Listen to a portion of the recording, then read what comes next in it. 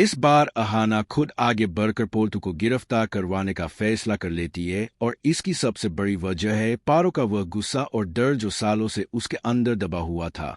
घर के सभी लोगों के सामने पारो आखिरकार टूट जाती है और रोते रोते वह सारी सच्चाई बयां कर देती है जिसे उसने अब तक छुपा कर रखा था।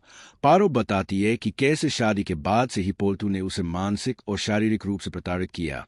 बंद कमरे में मारपीट हुई, उसकी इज्जत बार बार कुचली गई और एक बेटी की मां बनने के बाद भी उसे कोई सम्मान नहीं मिला। वह खुलकर कहती है कि पोल्टू ने न सिर्फ उसे मारा पीटा बल्कि उसके मायके, उसकी पढ़ाई और उसकी जिम्मेदारी को लेकर भी हमेशा ताने मारकर उसे बेवकूफ साबित करने की कोशिश की। यह सब सुनकर घर वाले सन्न रह जाते हैं, जबकि पोल्टू गुस्से से तिलमिला उठता है और उसकी मां पीसी मोनी उल्टा पारो पर ही आरोप लगाने लगती है कि वह सबके सामने उसके बेटे की बदनामी कर रही है। तभी अहाना बीच में खड़ी होकर साफ शब्दों में कह देती है कि पारो बदनामी नहीं बल्कि वह सच बता रही है जो अब तक दबाया गया था। इसी सच्चाई के आधार पर अहाना पुलिस बुलवाती है और पोल्टू को उसके किए की सजा दिलाने का फैसला करती है, क्योंकि पोल्टू पारो को तलाक देकर कोमल से शादी करने की तैयारी कर रहा होता है और अहाना जानती है कि अगर यह शादी हुई तो एक और लड़की की जिंदगी बर्बाद हो जाएगी।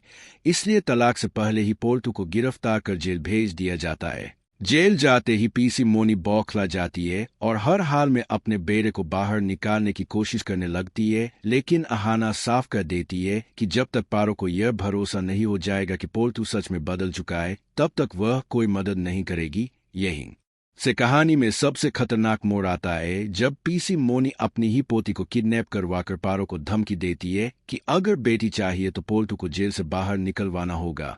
मजबूर होकर पारो यह कदम उठाती है, पोल्टू छूट जाता है, तलाक होता है और बेटी की कस्टडी का मामला कोर्ट तक पहुंच जाता है, जहां पोल्टू दावा करता है कि पारो बेटी को संभाल नहीं पाएगी। लेकिन तभी अहाना जज से गुहार लगाती है कि दोनों को 6 महीने साथ रहने का आदेश दिया जाए और अब इन्हीं 6 महीनों में अहाना ऐसा खेल खेलने वाली है कि पोल्टू पूरी तरह बदल जाएगा और पारो को दोबारा अपनाने पर मजबूर हो जाएगा।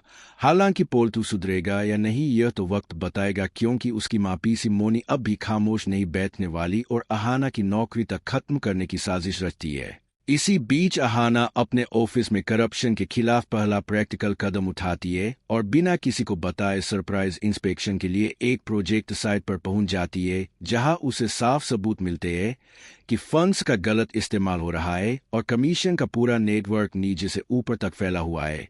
अहाना सब कुछ डिटेल में रिपोर्ट में लिखने का फैसला करती है, लेकिन वही उसे पहली धमकी मिलती है जब एक सीनियर ऑफिसर इशारों में समझा देता है कि अगर उसने ज्यादा सच बोलने की कोशिश की तो उसकी नौकरी ही नहीं बल्कि उसकी इज्जत भी खतरे में पड़ सकती है। पहली बार अहाना को एहसास होता है कि लड़ाई सिर्फ सिस्टम से नहीं बल्कि डर से भी है। फिर भी वह पीछे हटने से इनकार कर देती है। घर का माहौल भी और ज्यादा तनावपूर्ण हो जाता है। हाशिम अहाना की जिद और हिम्मत से डरने लगता है और उसे समझाने की कोशिश करता है कि वह रिपोर्ट को थोड़ा सॉफ्ट कर दे, लेकिन अहाना साफ कर देती है कि अगर वह सच छुपाकर चैन से जिएगी तो अपनी ही नरों में गिर जाएगी। इसी बीच घर में छोटी बहू के टेबल पर बैठकर खाना खाने का मुद्दा नई बहस छेड़ देता है, जहां अहाना खुलेआम सवाल उठाती है कि जब घर की बहू पैसा कमा सकती है और जिम्मेदारी उठा सकती है तो उसे बराबरी और इज्जत क्यों नहीं मिल सकती। इस सवाल का किसी के पास जवाब नहीं होता और बुजुर्गों की खामोशी साफ इशारा करती है कि यह लड़ाई सिर्फ अहाना की नहीं बल्कि पूरे घर के पुराने उसूलों के खिलाफ है। उधर मंजरी के डिवोर्स केस में भी नया मोड़ आता है जब वह साफ कर देती है कि अब वह सिर्फ अपनी नहीं बल्कि अपनी बेटी के भविष्य की भी लड़ाई लड़ेगी।